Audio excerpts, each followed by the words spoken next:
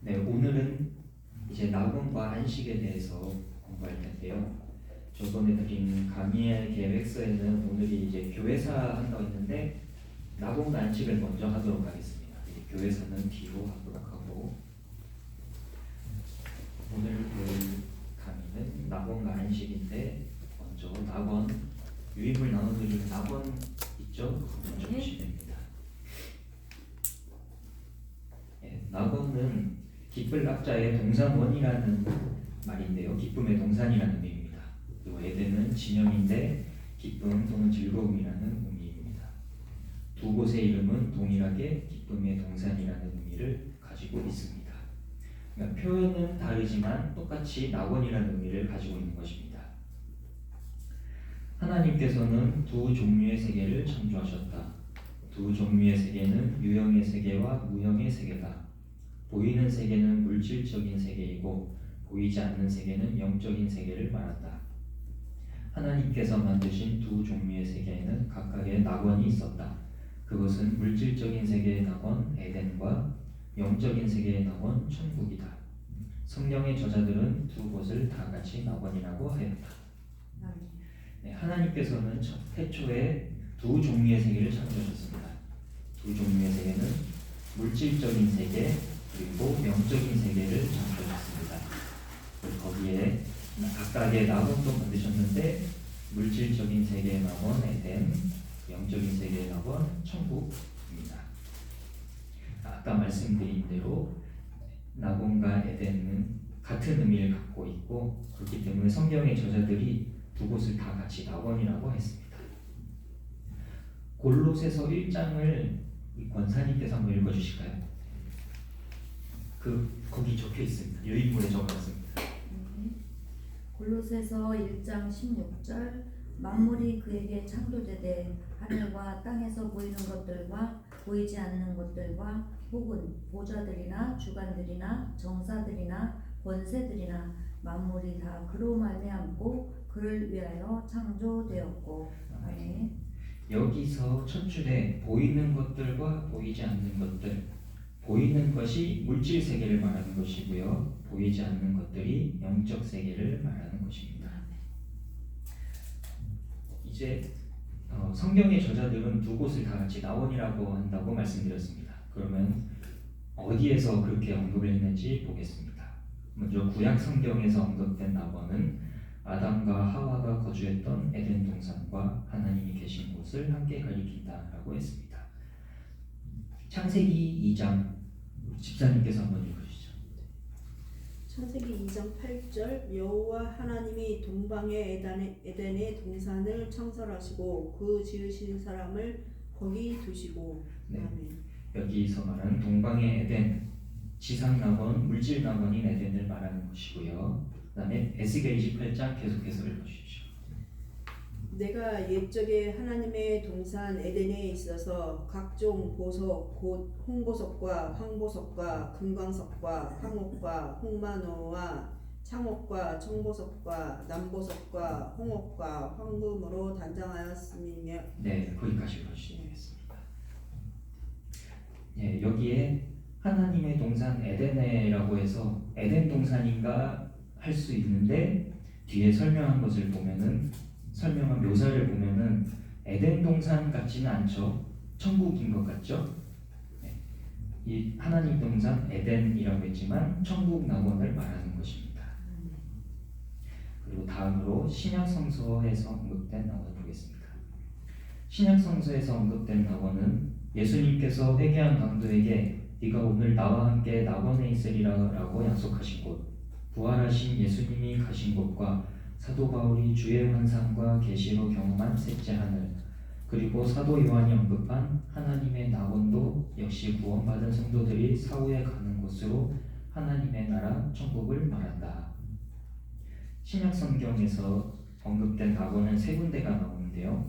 첫 번째로 예수님이 언급하신 낙원, 그리고 사도 바울이 언급한 셋째 하늘, 그리고 사도 요한이 언급한 낙원, 이렇게 세 군데가 나옵니다. 누가복음 23장 권사님께서 읽으시죠. 누가복음 23장 43절 예수께서 이르시되 내가 진실로 내게 이르노니 오늘 내가 너와 함께 낙원에 있으리라 하시니라. 네. 아멘. 여기 있는 낙원 바로 천국 낙원을 말하는 것을 바로 알 수 있겠습니다. 그리고 고린도후서 계속해서 읽어주십시오.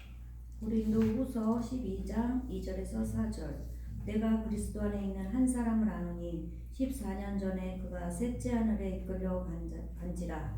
그가 몸 안에 있었는지 몸 밖에 있었는지 나는 모르거니와 하나님은 아시느니라. 내가 이런 사람을 아노니 그가 몸 안에 있었는지 몸 밖에 있었는지 나는 모르거니와 하나님은 아시느니라. 그가 낙원으로 이끌려가서 말할 수 없는 말을 들었으니 사람이 가히 이르지 못할 말이로다. 아멘. 아멘.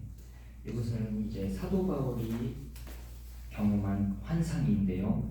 여기서 사도 바울이 천당 갔다 온 얘기를 합니다. 사도 바울이 셋째 하늘에 갔다 왔는데 그곳 셋째 하늘 상층천을 갔다 왔는데 그것을 낙원이라고 얘기했습니다. 계시록 2장 7절. 귀 있는 자는 성령이 교회들에게 하시는 말씀을 들을지어다. 얘기는 그에게는 내가 하나님의 낙원에 있는 생명나무의 과실을 주어 먹게 하리라. 네, 여기서 첫 번째 줄 끝에 이기는 그에게는 구원받은 성도들을 말하는 것이고요. 그 성도들이 가는 곳이 어디냐? 낙원이라고 합니다. 천국을 말하는 것이고요. 생명나무의 과실을 먹게 한다는데 에덴인가 할 수도 있겠지만 천국을 말하는 것입니다. 네, 다음 3페이지 보겠습니다. 혹시 속도가 빠른가요? 아니요, 좋아요. 네. 이제 두 곳의 낙원에 대해서 좀 더 자세하게 보겠습니다. 두 곳의 낙원. 하나님께서는 동방의 에덴에 동산을 창설하시고 아담이 살게 하셨다. 에덴은 아담이 거주하기에는 부족함이 없는 최적의 환경과 여건이 갖추어진 안전한 동산이었다. 에덴은 풍족하고 풍성한 동산이었다. 또 하나의 낙원인 하나님의 나라는 영적인 존재의 낙원이다. 그곳은 하나님께서 계신 곳이며 영적 존재들이 있는 곳이다.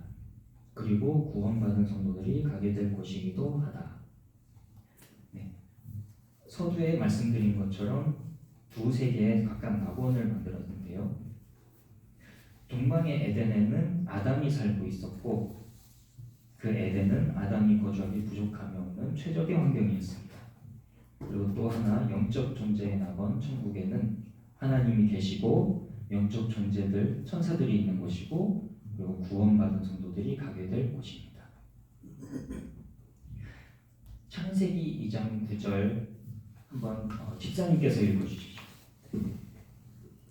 여호와 하나님이 그 땅에서 보기에 아름답고 먹기에 좋은 나무가 나게 하시니 동산 가운데에는 생명나무와 선악을 알게 하는 나무도 있더라.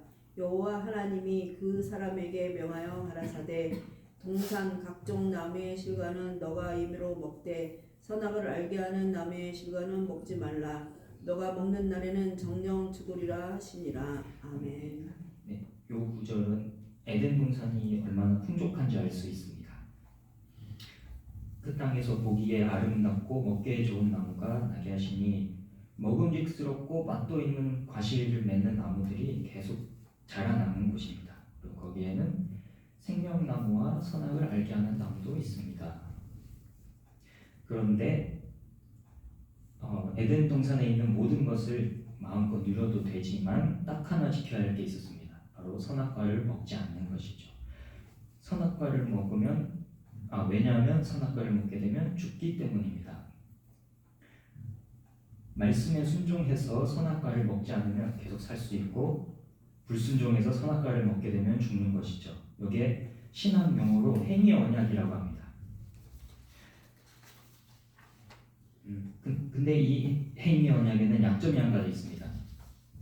순종을 하면은 구원하신다는 약속은 있지만 불순종했을 때 회개를 하면 용서해 주시겠다는 약속은 없는 것입니다. 그것이 행위 언약의 약점이라고 할 수 있겠습니다. 다음으로 에덴 동산에 대해서 좀 더 자세하게 보겠습니다. 에덴 동산은 불완전하였다. 물질적이어서 임시적인 장소였다. 공간적으로는 인간이 지속적으로 생육하고 번성하게 되면 오래지 않아 수용의 한계를 맞게 되는 공간이었다. 성경에서 묘사된 에덴 동산은 지구의 작은 한 부분만 차지하는 규모였었다. 그리고 지구 전체가 낙원처럼 된다고 할지라도 오래지 않아 지구는 인류를 수용하지 못하게 되어 부득이 또 다른 공간이 요구되는 여건이었다. 환경적으로는 하나님이 만드신 지상의 낙원은 아담이 거주하기에 부족함이 없는 곳이었지만 주위 환경이 천국과 같이 완전하지 못한 곳이었다. 낮과 밤이 있고 인간을 유혹하는 뱀과 아담의 자유의지를 시험하는 성낙과가 있었다. 네, 에덴 동산은 본질적으로 불완전한 곳이었습니다. 왜냐하면 물질적이어서 임시적인 장소였기 때문입니다. 왜 물질적이어서 임시적이냐? 물질은 필연적으로 시간이 갈수록 부패해지고 썩어지기 때문입니다. 그리고 에덴 동산은 공간적으로 한계가 있습니다. 지금 당장 아담과 하와가 둘이 살기에는 넉넉한 공간이지만 점점 생육하고 번성하고 사람이 늘어날수록 그 공간의 수용의 한계를 맞게 됩니다. 또 또한 환경적으로도 불안정했습니다. 아담이 거주하기에 부족함이 없는 곳이지만 그곳에는 치명적인 약점이 하나 있습니다. 그것은 바로 아담을 끊임없이 유혹하는 뱀의 유혹이 있고 아담의 자유의지를 시험하는 선악과가 있기 때문입니다. 계시록 21장 5절을 권사님께서 한번 읽어주시죠. 계시록 21장 5절 보좌에 앉으신 이가 이르시되 보라 내가 만물을 새롭게 하노라 하시고 또 이르시되 이 말은 신실하고 참되니 기록하라 하시고. 아멘. 또 왜 임시적인지 알 수 있는 구절입니다. 이르시되 보라 내가 만물을 새롭게 하노라 하시고, 요 말은 곧 만물을 새롭게 하노라, 이전 것들은 다 없어진다는 얘기입니다. 다 없어지고 새롭게 한다는 뜻입니다. 다음으로 천국에 대해서 보겠습니다. 천국은 완전하고 영원하며 그리고 영적인 곳이다. 규모의 면에서 사도 바울은 상상을 초월한 규모여서 정확히 묘사할 수 없을 정도라고 하였다. 환경적인 면에서도 에덴과는 달리 인간을 유혹하는 뱀 같은 존재가 없고 낮과 밤이 없는 영원히 밝은 곳이다. 또한 인간의 자유의지를 시험하는 선악과 같은 것도 없다. 오히려 인간의 연약함을 도우시는 예수님의 영원한 중보가 있는 곳으로 천국은 죄와 죽음과 모든 종류의 불행과 저주가 없는 곳으로 묘사되었다. 천국은 에덴 동산과 달리 완전한 곳이었고요. 물질적이어서 임시적인 에덴과는 달리 영원한 곳이며 그리고 영적인 곳입니다. 공간적으로도 한계가 있는 에덴과는 다르게 사도 바울이 말한 것처럼 상상을 초월한 규모입니다. 환경적인 면에서도 아담을 유혹하는 뱀 같은 존재가 없고 자유의지를 시험하는 선악과도 없습니다. 그 중에 천국이 가장 좋은 이유가 한 가지 있습니다. 바로 천국에는 예수님이 계시기 때문입니다. 천국에서 예수님이 우리 연약한 인간을 위해서 영원한 중보가 되어 주시기 때문에 천국이 가장 좋은 곳입니다. 네. 히브리서 7장 24절 집사님께서 읽으시죠. 예수는 영원히 계심으로 그 제사 직분으로 갈리지 아니하나니. 네, 히브리서 10장도 읽어주세요. 10장 12절 오직 그리스도는 죄를 위하여 한 영원한 제사를 드리시고 하나님 우편에 앉으사. 네. 이 구절을 통해서 알 수 있는 것은 에덴 동산은 예수님이 안 계시지만 천국은 예수님이 우리를 위한 영원한 제사장으로 계셔서 우리를 위해 영원히 중보하시기 때문에 우리의 안전이 영원히 보장된다는 것을 알 수 있습니다. 계시록 21장 4절 모든 눈물을 그 눈에서 씻기심에 다시 사망이 없고 애통하는 것이나 곡하는 것이나 아픈 것이 다시 있지 아니하리니 처음 것들이 다 지나갔음이로라. 처음 것들이 다 지나갔음이로라 라고 했습니다. 지상에서의 안 좋았던 것들은 이제 없는 것이고 천국으로 변화되는 것입니다. 하나님께서는 장차 구원받은 성도들의 영원한 안식의 초소로 영원전부터 계획하신 곳은 처음부터 천국이었다. 예수님께서는 마태복음 25장 34절에서 성도들이 영원히 거할 초소에 대하여 지상이 아니라 창세로부터 이미 예비된 곳이 있었음을 말씀하셨다. 성도의 영원히 거할 초소는 처음부터 에덴 동산이 아니었던 것이다. 읽어보신 대로 인간이 거할 안식의 초소는 처음부터 에덴 동산이 아니었고 창세전부터 예비된 천국이라고 말씀하신 것입니다. 마태복음 25장 34절 권사님께서 읽어주실까요? 마태복음 25장 34절 그때의 임금이 그 오른편에 있는 자들에게 이르시되 내 아버지께 복받을 자들이여 나와 창세로부터 너희를 위하여 예비된 나라를 상속하라. 아멘. 네, 요거는 예수님께서 하신 말씀인데요. 끝에 복받을 자들이여, 복받을 자들이란 말은 예수 믿고 천당 갈 사람들인데 이 사람들이 갈 곳은 창세 전부터 이미 예비되었다 했습니다. 네, 요것은 아까 말씀드린 대로 에덴 동산이 아니고 천국을 말하는 것입니다. 다음 안식 파트 보겠습니다.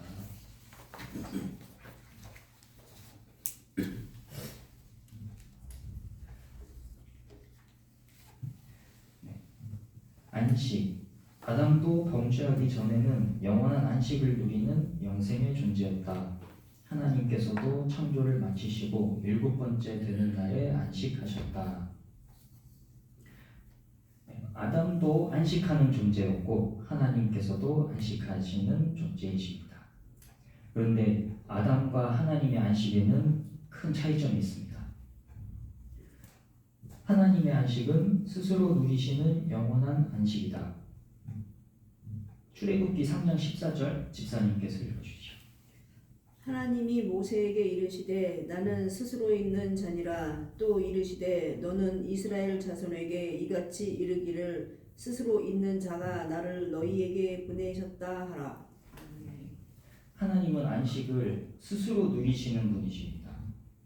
그게 어떻게 가능한가 이 구절을 보면 알 수 있습니다.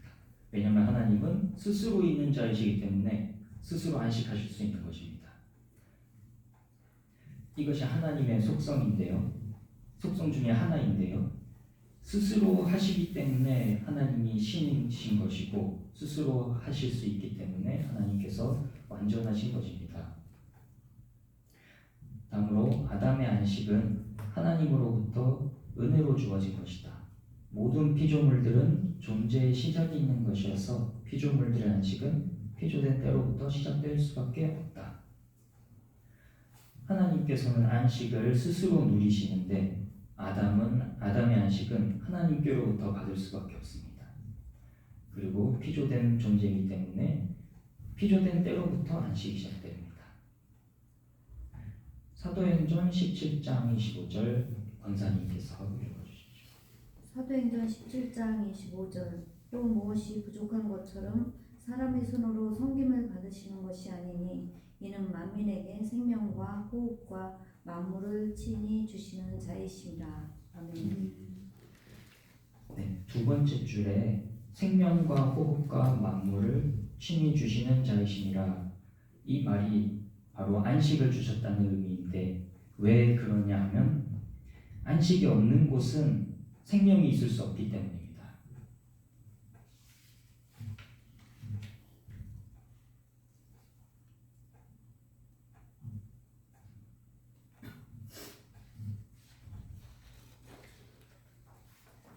이 페이지 넘어가겠습니다.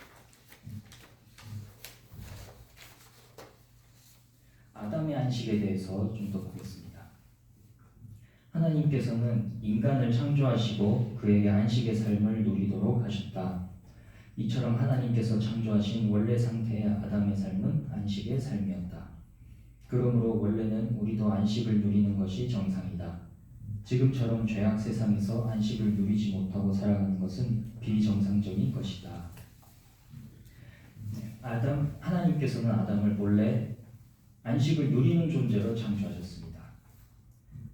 그러므로 우리도 원래는 안식을 누리고 살아야 하는 존재인데 지금처럼 안식을 누리지 못하는 삶은 사실은 비정상적인 삶인 것입니다. 아담은 감당해야 할 사역들이 있었다. 그것은 생육과 번성하는 것, 땅을 채우는 것, 땅을 정복하는 것, 모든 생물을 다스리는 것, 그리고 에덴 동산을 지키는 것들이다. 아담은 에덴에서 안식을 누리고 있었는데 안식을 누린다고 해서 아무것도 하지 않고 쉬고 놀고만 있던 것은 아닙니다. 하나님께서 명령하신 문화 명령을 지켜야 하는 것이었습니다. 창세기 1장을 집사님께서 읽어주십시오. 창세기 1장 26절에서 28절. 하나님이 가라사대 우리의 형상을 따라 우리의 모양대로 우리가 사람을 만들고 그로 바다의 고기와 공중의 새와 육축과 온 땅과 땅에 기는 모든 것을 다스리게 하자 하시고 하나님이 자기 형상 곧 하나님의 형상대로 사람을 창조하시되 남자와 여자를 창조하시고 하나님이 그들에게 복을 주시며 그들에게 이르시되 생육하고 번성하여 땅에 충만하라 땅을 정복하라 바다의 고기와 공중의 새와 땅에 움직이는 모든 생물을 다스리라 하시니라. 네, 문화 명령이 어떤 것인지를 알 수 있는 구절이었습니다. 생육하고 번성하라고 하였습니다. 땅이 충만하라고 하셨습니다. 지금 저희 대한민국 시대는 저도 그렇고 아이를 잘 낳지 않는, 안 낳거나 조금 낳거나 그러고 있는데 사실은 아이들을 많이 낳아야 하는 것입니다.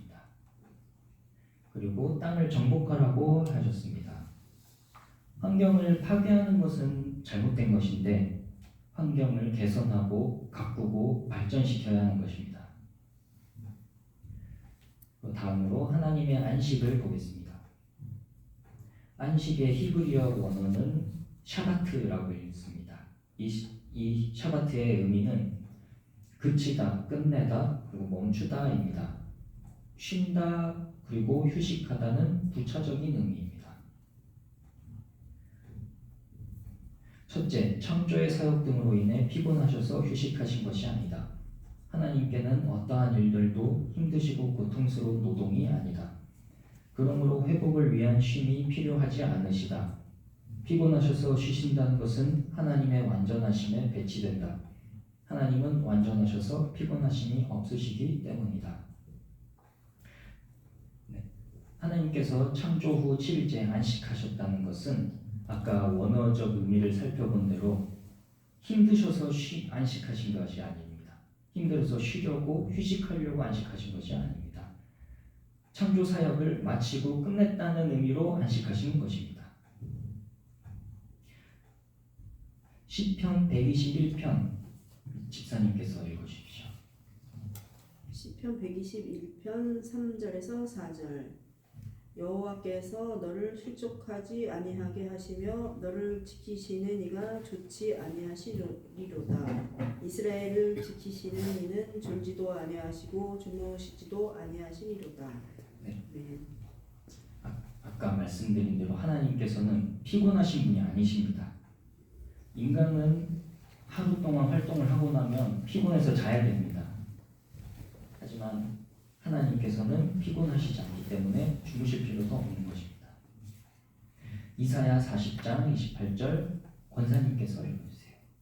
이사야 40장 28절 너는 알지 못하였느냐 듣지 못하였느냐 영원하신 하나님 여호와 땅 끝까지 창조하신 이는 피곤하지 아니하시며 곤비하지 않으시며 명철이 하한이 없으시며. 아멘. 하나님께서는 큰 일을 하든 작은 일을 하든 세상을 창조하시고 나셔도 힘드시지 않습니다. 피곤하지 않으시고. 둘째, 아무 일도 하지 않는 무활동이 아니다. 하나님께서는 영원히 일을 하시는 분이시다. 창조를 마치신 후 안식하신 7번째 날에도 그가 만드신 피조물을 보존, 협력, 통치하시는 등의 일을 하신다. 인간을 구속하시고 인도하시는 등의 일들을 안식일에도 멈추지 않으신다. 읽어본 대로 아무 일도 하지 않는 것이 아닙니다. 일곱째 날에 안식하신 것이 쉬는 게 아니고 휴식한 것이 아니고 창조 활동을 끝냈기 때문입니다. 하나님께서는 영원히 안식하시는 동시에 영원히 일을 하시는 분이십니다. 지금 현재도 하나님께서는 안식하시는 동시에 그가 만드신 피조물을 보존하시고 협력하시고 통치하시는 등의 일을 하십니다. 보존하고 협력하고 통치한다는 것을 이제 신학용어로 섭리라고 합니다. 히브리서 4장 10절 집사님께서 읽어주시죠. 이미 그의 안식에 들어간 자는 하나님이 자기 일을 쉬심과 같이 자기 일을 쉬느니라. 이미 그의 안식에 들어간 자는 이 안식은 천당을 말합니다. 천당에 들어간 사람은 하나님처럼 쉰다고 합니다. 그리고 제가 조금 전에 말씀드렸듯이 천당에서 아무 일도 안 하는 것은 아닙니다. 요한복음 5장 권사님께서 읽어주세요. 요한복음 5장 16절에서 17절. 그러므로 안식일에 이러한 일을 행하신다 하여 유대인들이 예수를 박해하게 된지라. 예수께서 그들에게 이르시되 내 아버지께서 이제까지 일하시니 나도 일한다 하시네. 아멘. 네, 이 구절은 예수님께서 안식일 날 일하실 때의 상황인 구절이고요.